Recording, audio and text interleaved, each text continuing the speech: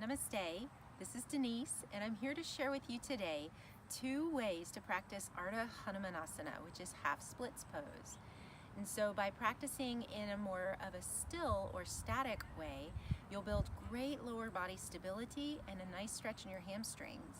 And then when we move dynamically or connect the movements with the breath, then you can find a little more fluidity and over time go deeper into the pose. So let's get started.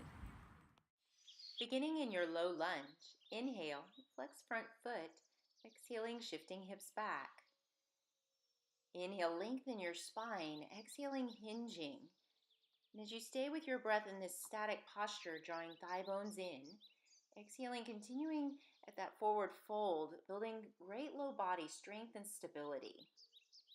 Be aware of your breathing, shifting weight forward, back to low lunge. And now for a dynamic movement, inhale, and flex the front foot, exhaling, walking hands back. Inhale, lengthen. Exhaling, shifting forward, low lunge. Moving with your breath, inhale, flex the front foot. Exhaling, walking hands lightly back, Ardha Hanumanasana, or half splits. Moving with your breath, exhaling, shifting forward. Inhale, flex the front foot, drawing thigh bones in. Exhaling, walking the hands back.